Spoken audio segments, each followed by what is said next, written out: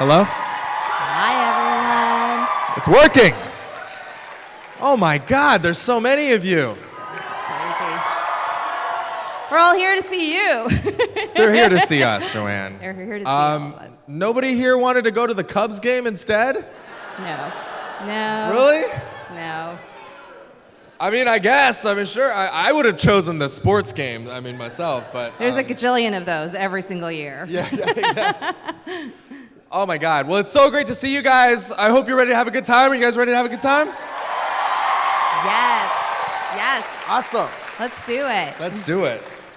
You look thoroughly ready for a cross-examination, Well, by the you way, know Joanne. I don't know how many of you guys know this, but Joanne is a lawyer. I am. I'm a lawyer. Absolutely.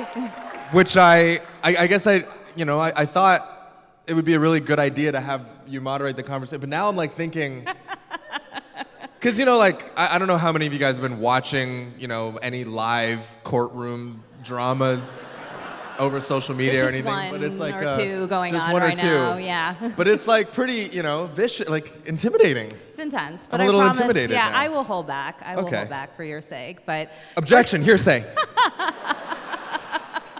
first of all, welcome to Chicago. And Chicago, Thank you so much. It's let's so good to show be him here. how much we love him. I just want you to know that it's like this in Chicago every single day. Every single day. It's beautiful. Wow. It's perfect weather, and hundreds That's of people not actually come- what I've heard. Lies. It's like this every No, day. it's such a gorgeous day today. It's ominous of the beautiful time we're gonna have tonight, I think. I don't know. God, it's so great to see everyone. I didn't know there were this many Asian people in I know there's and we welcome everybody, just so we're clear. But it definitely surprised me. We're here for you. We're here for you, Heck Simu. yeah. Yeah. So Phil did a fantastic job of rattling off just about every single accolade that we can attribute to you. I always say, when you're talking about Simu, he's the kind of guy where you look at him and you're like, it's so unfair that God gave one person all this talent. And, we see now we've got a list of accolades, and you probably have done enough to write like 15 memoirs, but you're only 33. What made you decide to write a memoir? Why has anyone else ever had to fight for the love of their parents? It's partially that, right? It's like the moment I realized that I made the New York Times, maybe you have a similar experience, Joanne, but it's like as soon as you made the list, I was just like, oh, maybe now my parents will love me. Come Not on. when you became a Marvel superhero, but when you made the list. Yeah, but I mean, it's the prestige. I knew I had a story that I wanted to tell, right? And it wasn't necessarily a story about me so much as it was a story about my family, about intergenerational conflict, but then ultimately reconciliation, and then a story about immigrants who come to this new country with nothing in their pockets except just hopes and dreams of building a better life. I wanted to tell that story, and I wanted to tell it at a point in my life where people like you and I could read it, people who are younger than us can read it, and not be like, oh, this guy's totally out of touch. Because I could easily have written a memoir at like age 55 or 60, and it would have been like, hello, fellow kids, like back when I was your age, before the metaverse existed, and everyone just had implants and whatever. Is that where we're headed, Simu? That's right. Yes, that's where we're headed. Before the age of NFTs, before Bitcoin ruled the world, there was a time where, yeah. So I think there's just something really, really valuable about having kind of a relatable tone. I mean, for those of you guys who have read the book, you'll know it's chock full of like nerdy references to Star Wars and Harry Potter and things that, like boy bands in the 90s, like things that I grew up with. We have 2 Gryffindors on stage, by the way. 2 Gryffindors. Oh yeah, from Pottermore.com? Oh, absolutely. Yeah, Yes. for It is sure, the for sure. undeniable. I was worried that I would be a Slytherin, by the way. I actually kind of wanted to be a little bit. Right. Well, yeah, they get a bad rap in the movies, but I feel like the defining characteristic of Slytherins are like they're very ambitious and they're cunning, which are all good, good things. But anyway, Gryffindor. So, but yeah, I thought it was very important for me to come out with this book at this point in my life. This is the story that I wanted to tell, and I think it was very much a full circle moment when, I found out that I was cast in Shang-Chi, because, my parents, I was 32 years, oh God, I gotta do math. I was 30 years old, failed accountant, guys. I was 30 years old when I was cast as Shang-Chi, and my parents were 30 when they first, came across the ocean to Canada for the first time. And so there's just like such a beautiful parallel. I'm gonna shut my phone off, I'm so sorry. That's okay, we're all involved in there. There's just such a beautiful parallel about our lives and the points at our lives that we were at when we decided to put it all on the line, and we're finally rewarded with it. And so, yeah, the book is very much about just, two generations of dreamers who looked off into the horizon, set a goal, and then, gave themselves permission to pursue it. You mentioned 2 generations of dreamers, but there are actually 3 generations represented in your book. And I think my 2 favorite people in your book are Yeye and Nai Nai. I don't know if I'm pronouncing that correctly, but your grandparents. Yeah. And you talk about how they created this beautiful cocoon of love for you between the age of when you were born and 5. Can you remember specifically like what they did for you to make you feel so loved and saved? Yeah, so for those of you guys who haven't read the book, I guess it's most of you who haven't read the book yet, but no, we've all read the book. Of course we have. Shortly after I was born in Harbin, China, and shortly after I was born, my parents left me to go to Canada to pursue their postgraduate studies. And it just didn't quite seem feasible at the time to have a kid and have a full course load and to, build a life. Like, it just, it didn't make sense. And meanwhile, my grandparents were just there. They're retired, they're ready. So my grandparents raised me until I was 4.5. And then one day my dad showed up and was like, "Hi, I'm your dad. And I'm here to take you to your new life in Canada." And it was, I'm sure for him it was like a very happy ending moment, because it was like, our family's finally going to be together. But in my mind, I was like, I already have a family. And that family was my Yeye and my Nai Nai. And like you mentioned, Joanne, all of my memories of, my early childhood up until I was 4.5, there weren't many, obviously, but from what I do remember, little bits and pieces, they were just so loving and so patient with me. I remember, I just remember, my grandma, my Nai Nai, was obsessed with covering me in blankets. And no matter what no matter how many blankets I had, it was never enough. And she always just would find a way to, in the middle of the night, wrap me in another layer. And I was just, literally cocooned in, just mountains of blankets. And that was just the kind of care that she approached, raising a child with. And she was a pediatrician as well, so that was kind of her entire life was taking care of children.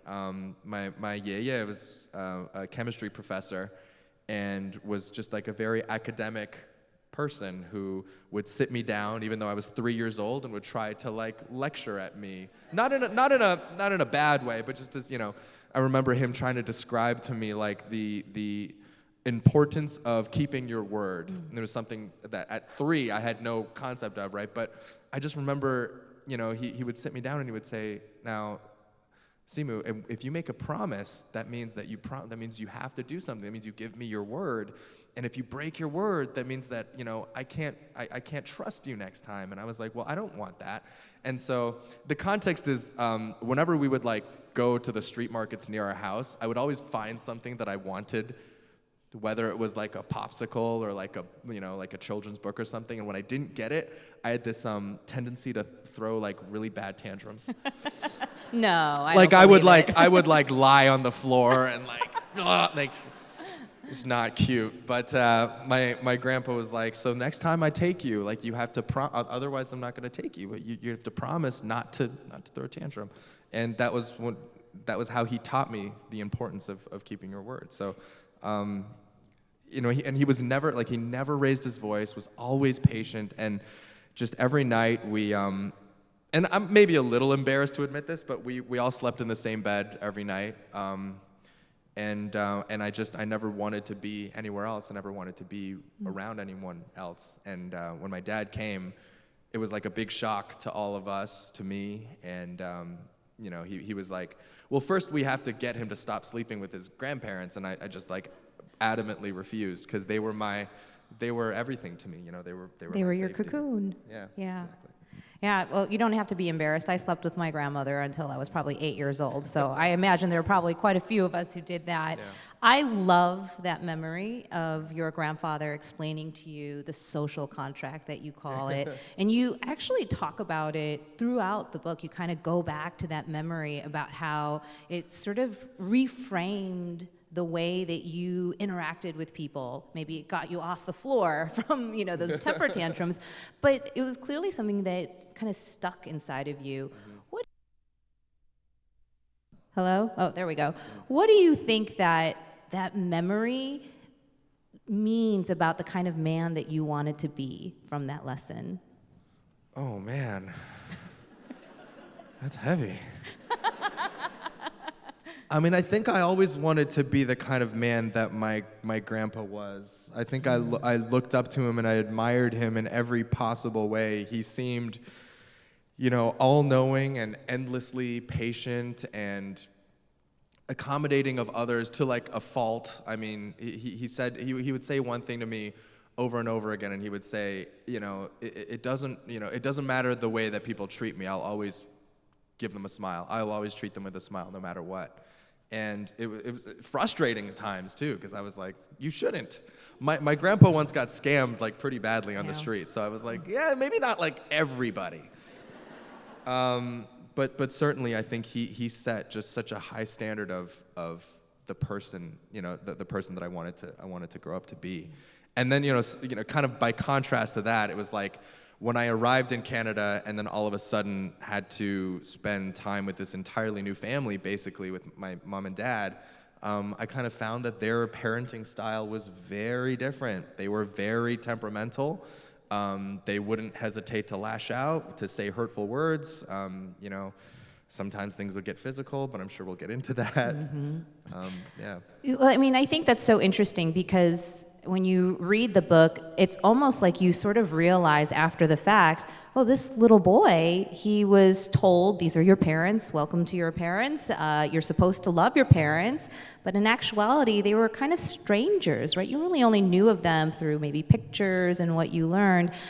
On the other side of things, in retrospect, how do you think your parents felt about you? There's like this little boy who's supposed to be their son, they're supposed to love their son, but also their son's sort of a stranger. Yeah, well, I mean, for most parents, you know, just by raising a child, you kind of learn by doing, like it's kind of a trial and error. I mean, I don't know, I don't have kids.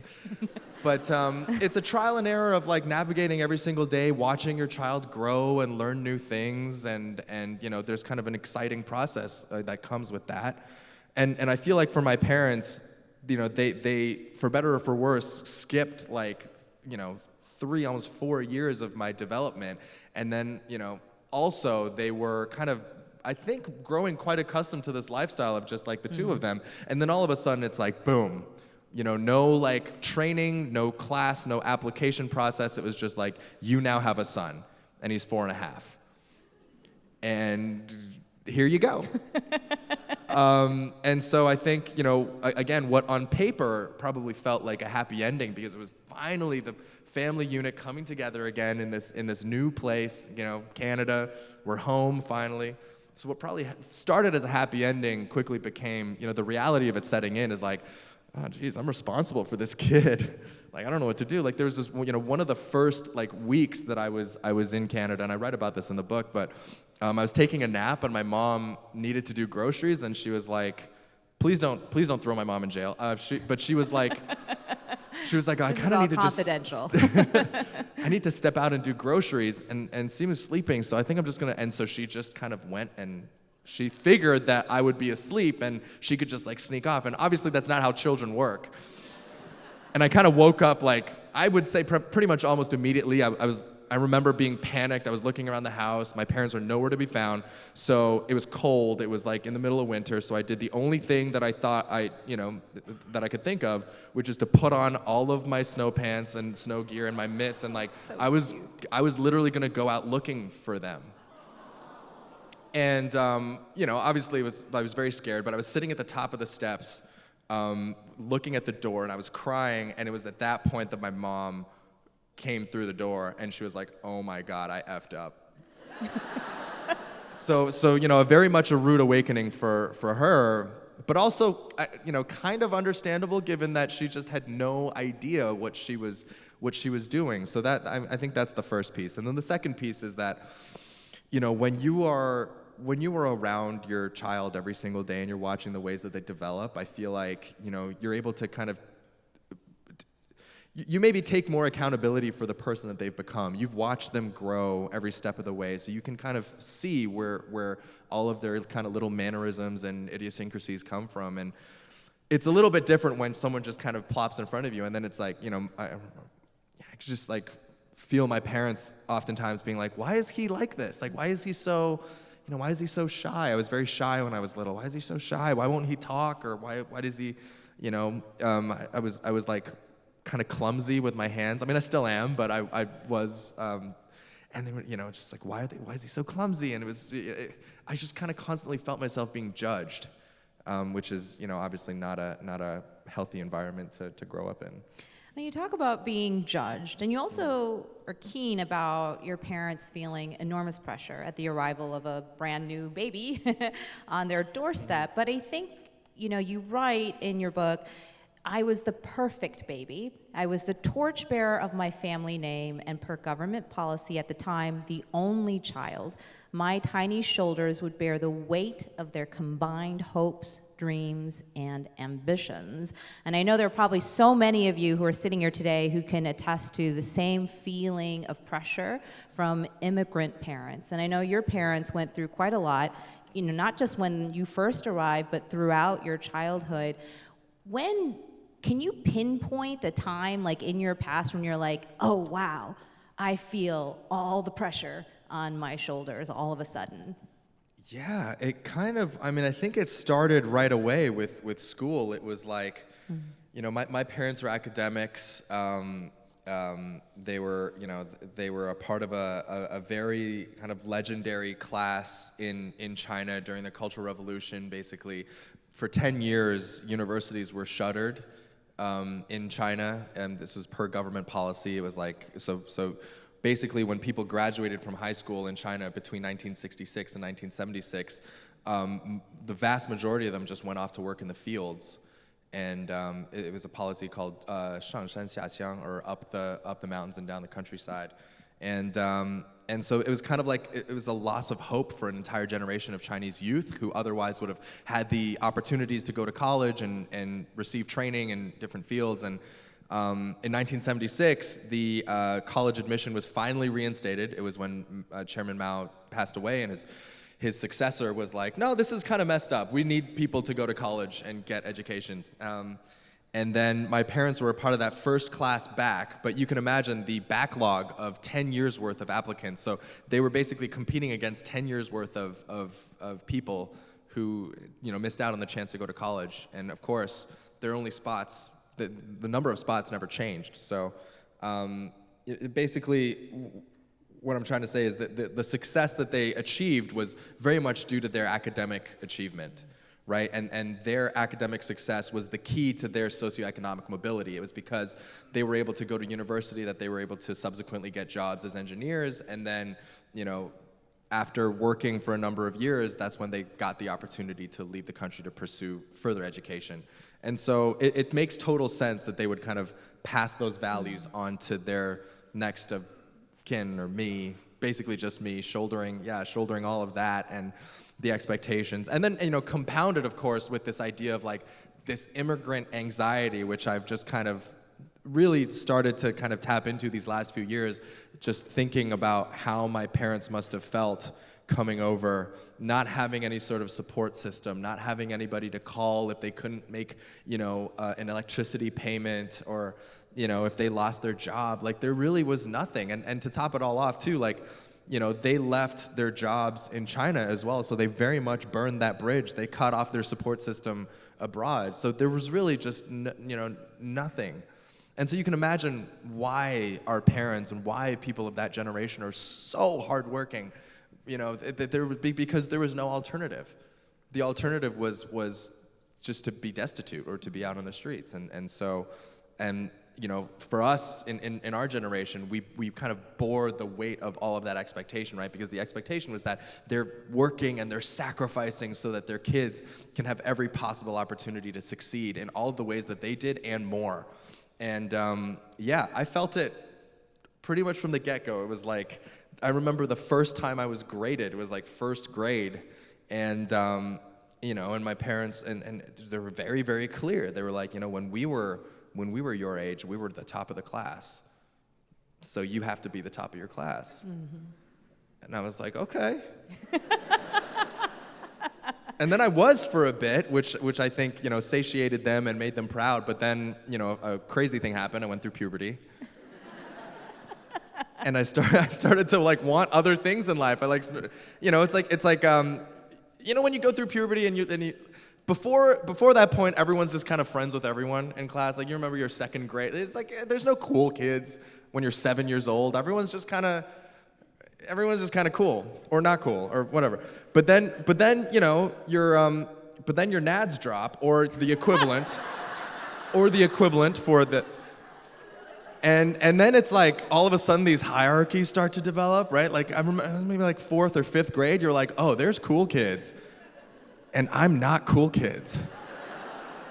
I am nowhere near cool kids. And then so for me, I was like, but I wanted that, I wanted to be cool, and I wanted to play sports, and I wanted to do those things, and as so many people want to do. I feel like it's the most normal thing in the world. But to my parents, to many of our parents, it was blasphemy, right? And that's where kind of that's really where the root of all of our struggles and our disagreements kind of came from. I think that one of the funny things about kind of your journey is that there's this constant push and pull between rebelling from your parents and saying, nah, I'm not going to do what you want me to do, but then always sort of undergirding that is this kind of desire to please them and to make them proud of you. I thought it was funny. How many of you have had your parents tell you you're going to be a lawyer, a doctor, pharmacist, or accountant? Yeah, I've had that conversation too. One of the really interesting things that you write is that your parents didn't want you to become a doctor or a lawyer, but they wanted you to be someone who changed and shaped the world. So they had these like impossible dreams for you, right? So I gotta ask you, I really have to ask you, this is dead serious. Is that why you were so determined to work for Abercrombie? So that you could change the world? I have to believe that's why. Joanne, that was not the question that I expected to come out of that. That's what lawyers do. They surprise you. Wow. The art of misdirection, folks. How did we... But I just love the angst that was written about your attempt at working for Abercrombie. You guys remember Abercrombie & Fitch, right?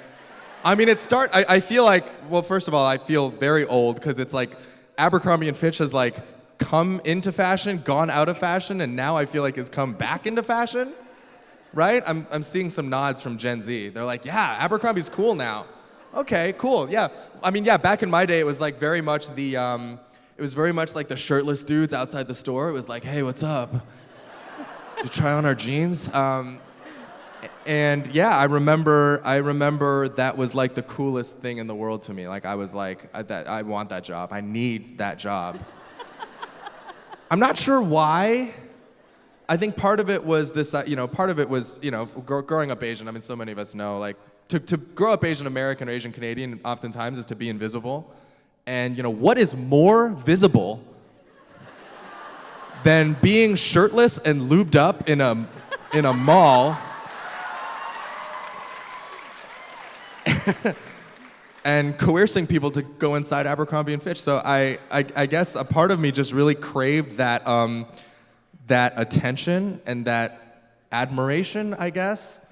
And so, and here's the thing too, it's like you would, very, very often, or I would say, it was very unlikely that you applied for a job at Abercrombie. Much more like most people got scouted by Abercrombie.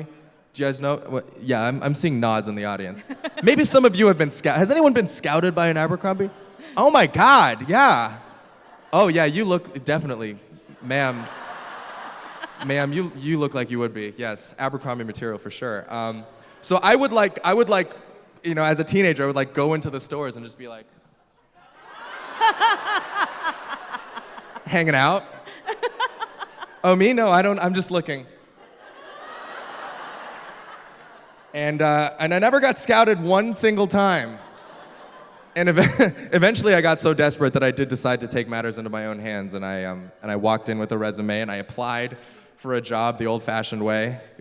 Did a group interview. Carbs. Carbs, remember the carbs? Yes. Yes, a little Easter egg for those of you who read the book. And then I got the job. And then I became a model at Abercrombie & Fitch. Amazing. Amazing. Thank you.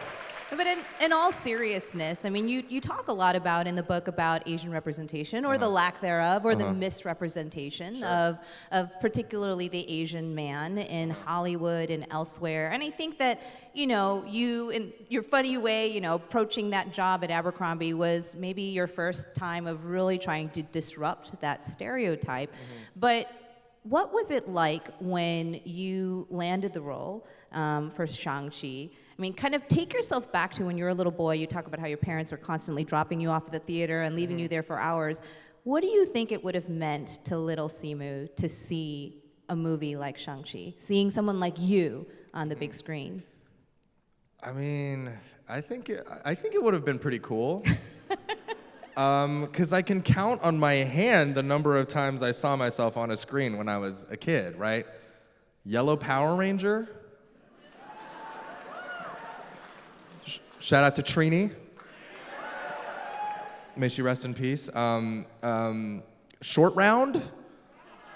Very happy that he's making a comeback. And then, kind of, Jackie Chan, Jet Li. But the thing about Jackie Chan was like he always played these characters, these kind of fish out of water, man from the East kind of characters, and that wasn't necessarily us, right? Like we're from here. Like we speak English, and so as much as I think we celebrated in Jackie's success and in Jet's success and in Bruce Lee's success, there was always a little bit of a distance. So I think it would have meant the world to me to have seen somebody, not even necessarily a superhero, but to just be able to turn on the TV and to see someone like me reflected on screen.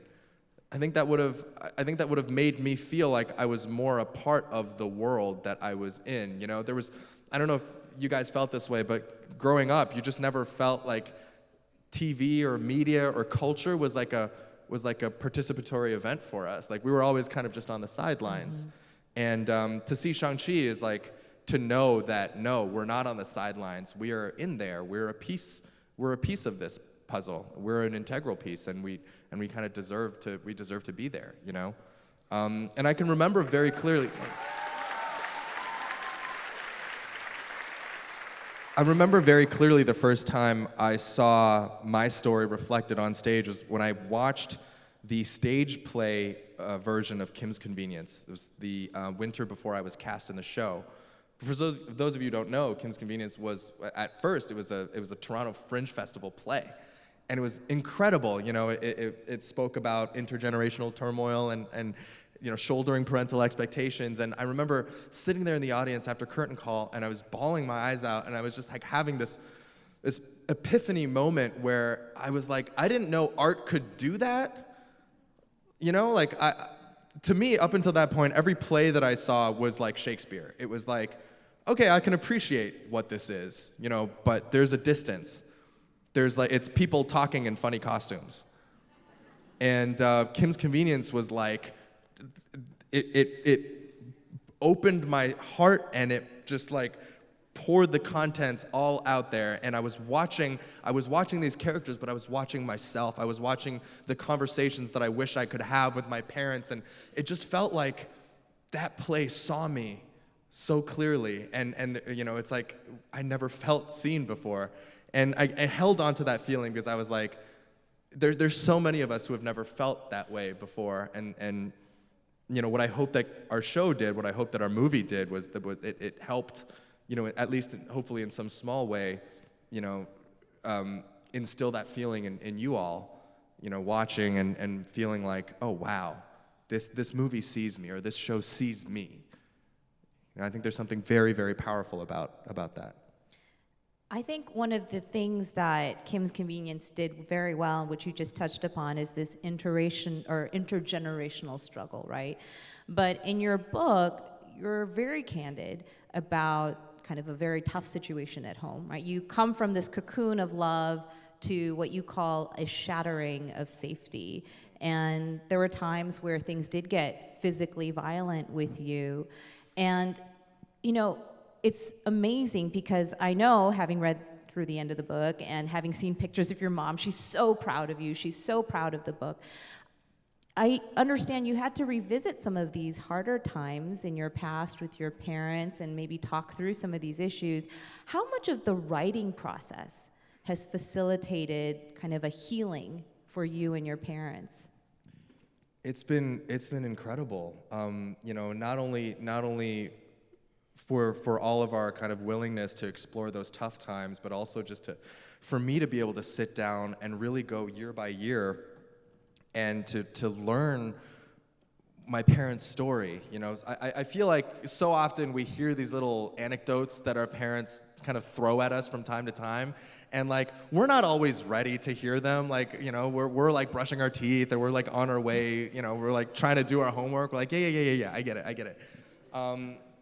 But I'm, you know, to actually sit down and go and to say, you know, I had a few kind of big, you know, overarching questions, right? I wanted to know what it was that compelled them to leave their kind of place of safety and to venture out. And, you know, where did you first get the idea to come to Canada?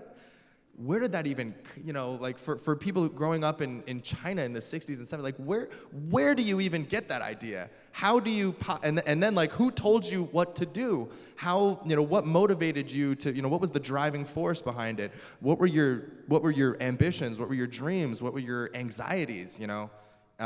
Was it everything that you thought it would be? Would you do it again? Like there was just so many question marks for me, and just to sit down and to really talk to them, and you know, for a moment they just took it. It felt like I was talking to an equal, you know, because they were talking about things that they were, you know, thinking when they were in their 20s, in their early 30s, and it just, you know, it brought us, I think, to just like a level field where I could look across and see my equal, somebody that I saw myself in, versus, you know, our parents sometimes, you know, they're our parents. Yeah, they are. At the end of the day. Yeah.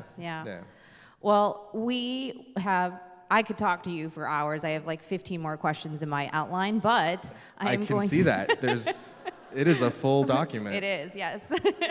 But I definitely wanted to save room for our pre-submitted audience Q&A questions, because these are really good. Okay. So are you ready for them? Yeah. Mm-hmm. Yes. Should we do it? Yes, let's do it. Is there anything else? Yeah. Yes. No, let's do it. Yeah.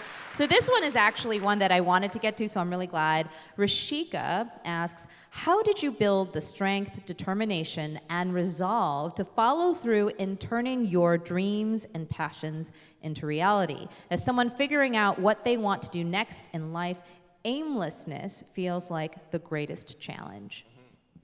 Yeah, I feel that so much. And to be honest, I mean, I wish I could tell you that I had this master plan all along, but I didn't. It happened very, very accidentally. I mean, I've been very candid about it on social media, so if you haven't heard yet, I was an accountant at one point. I worked for a Big Four firm, Deloitte. Did someone just say F Deloitte? There are children here, sir. I'm looking at one in the front row right now. He's a very sweet boy. And it looks like he's gonna be a great accountant one day, so, you know, you... Oh, okay. So I lasted about 8 months. It was some of the most miserable days of my life. And then one day I was laid off, and I did not expect to be laid off. Even though looking back, I was like, no, that made sense. I was very bad at my job, but it took that rock bottom moment for me, and then just kind of like that aimlessness that you described that led me to say, you know what, screw it. What's something that I want to do right now? And I went on Craigslist. Naturally. And I typed. I was just like, TV and film jobs in Toronto. Guys, don't do this today. It's a very different world out there. I would not recommend it for anyone. If you want to get started in your acting career, there's many resources out. Do not go on Craigslist. I didn't know any better. I went on Craigslist and somehow wound up on the set of Pacific Rim as an extra. I was doing little music videos, and really all it was things to pass the time until eventually I would, find my way back into the workplace. But I was just having so much fun, and one thing kind of led to another, and then before I knew it, I had an agent. And then before I knew it, I would booked like a national commercial. I had a speaking role on a TV show, and then, I remember the TV show was Nikita for the CW. Some people watched it, yeah. But I had a scene with Shane West from A Walk to Jealous. Shane West. A Walk to Remember. That's like that's like Ryan I love Ryan that Gosling in The movie. Notebook, but before he was OG. And I remember I was so nervous, and I got to set, and I'm getting mic'd for the first time, and I see Shane, and he's so friendly, and then I'm just like, I had this epiphany of like, I'm surrounded by people who made this their entire job, and that's freaking incredible. And so after that, I was like, why should this just be a hobby for me? If Shane West can do it, Hell yes. maybe I can do it too. Yes, you can. And honestly, that's how it started. But would I have had the courage to leave my job on my own? I don't think so. So that's why it's so important for me to be sitting here and giving some sort of advice out, because I don't want each and every one of you to have to wait to be fired from your jobs to finally give yourself permission to pursue your dreams. It shouldn't be that. And aimlessness can be a really good thing. It means that you're in a reflective period in your life where, not everything is sure. It's way better to be unsure than to be on a ship that has sailed and you're pretty sure you don't want to go where the ship is taking you. And you're just stuck. You're going 9 to 5 and you're, all engines forward, and, I guess ships don't have engines. You get the analogy. I mean, that's a way worse position to be in. Trust me, I've been there.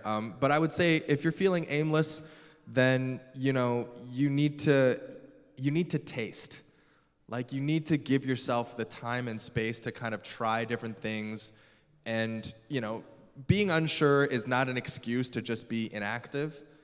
Like, you don't waste time by trying things and realizing that you don't like it, and I would say you got to really look inward, because I truly believe that there's something within all of us that we're not always ready to admit to ourselves is our passion or our dream.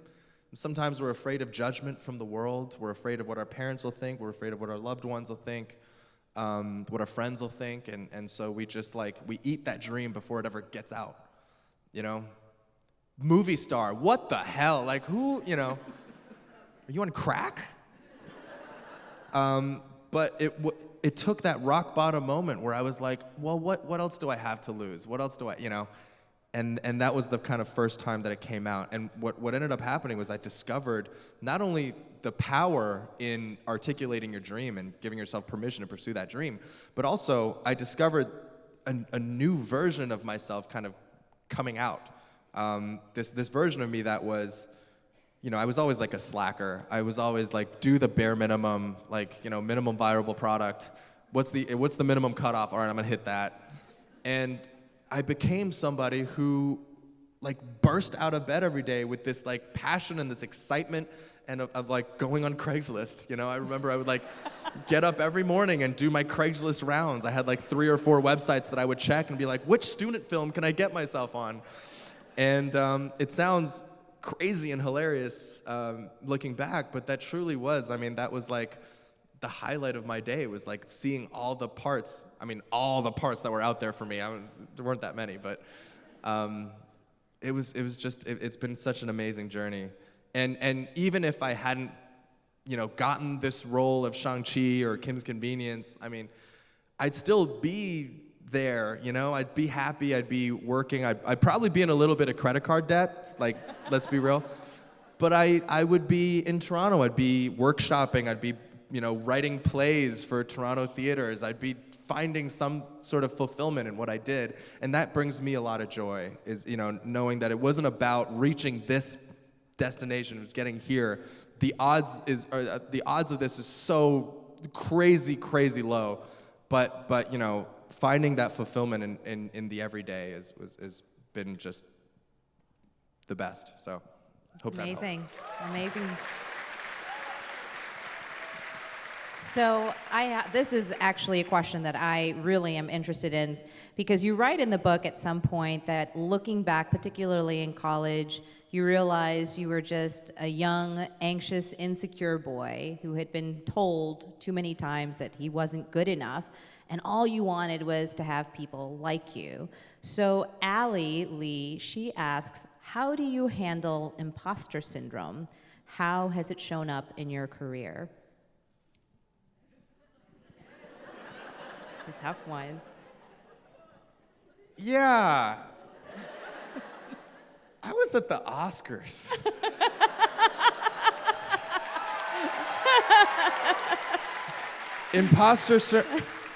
When I tell you, this is why I feel like nobody here should have imposter syndrome, because until you are on a red carpet with Bradley Cooper and friggin' Denzel Washington, and you're asked to somehow, they're like, now you. Nobody has the right to feel like an imposter, right? You all deserve to be where you are. You all deserve to belong. Me, not so much. I'm still working on that. I recently, this is great, don't clap for this. I recently got named one of Time's 100 most influential people in the world. No, don't clap for Amazing. Well deserved. But it's, I mean, talk about imposter syndrome. Like, who else is on that list? Zendaya's on that list. The CEO of Apple is on that list. Pete Davidson is on, I mean, okay, you know. I mean, there's some incredible people on that list, and then there's like me. I made one movie. But I have thought long and hard about it, and you know, I tried, you know, as much as I can, I like, you know, an acting teacher, it's a his name's Matthew Harris, and he, you know, taught me once that insecurity and you know, low self-esteem is very closely related to having high self-esteem. They're both the same thing, which is making it about you. It's about holding a mirror to yourself and being fixated on that image. Whether it's positive or it's negative, it's still, the action is the same, right? When you're feeling insecure, you can't see what's out in the world because there's a mirror in front of you reflecting yourself back. And so every person that you talk to, you can't fully engage with them because you're just so worried about yourself. And so I would say the best advice that I got was from that same acting teacher, was to find a way to get that mirror out of the way so that you can focus on what you're actually looking at and focus on being present. And so for me, you know, I know that representation has been such a big part of my life, has been you know, I want to continue to use my platform and my career to further opportunities for people who look like us, to further our stories and our perspectives. And that is more important than anything to do with me making the list or feeling like an imposter. I've just tried to get it out of the way. I'm on a list as a representative of an idea, and that idea is valuable to me. And so if I am the temporary steward of this idea, if I if I am just, the brief vessel through which this idea and this message is delivered, then I accept that. That's amazing. That's incredible. How many of you all agree with me that Simu Liu is absolutely good enough and he should be on every list, every freaking list? Yes, absolutely. So this is a very high-level proprietary question, and it may be very tough for you to answer, but Caitlin and Caroline, so this is a duo team question, want to know, what is your usual boba tea order? And what sweetness percentage do you get? These are very important. Controversial. I feel like, is that the Asian version of asking about pineapple on pizza?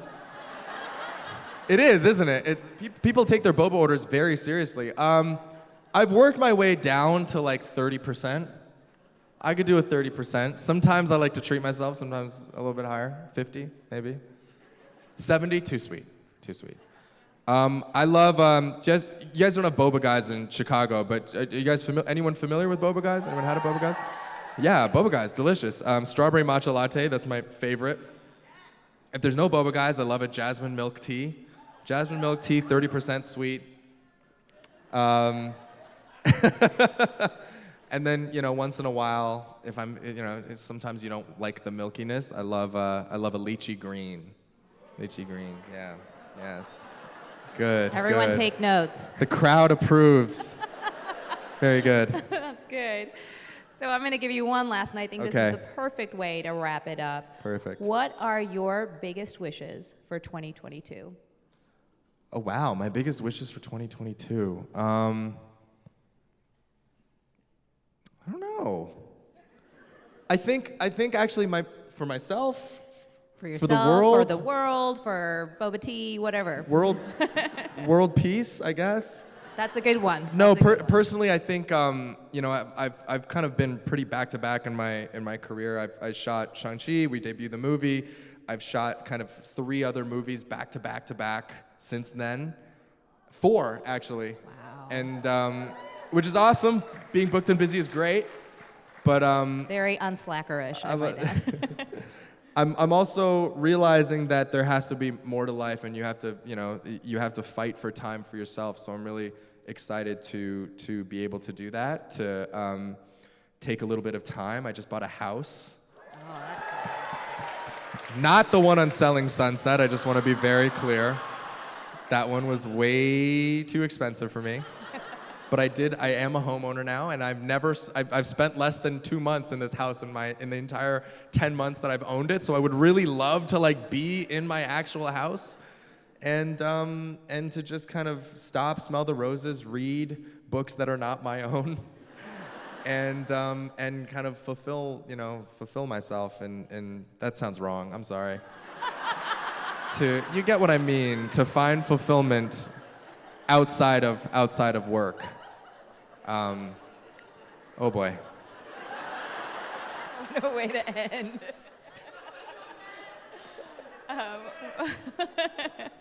Well, everyone, let's give a big, huge Thank you so much, round of everybody. applause for Simu Liu. You guys have been so great. Thank you.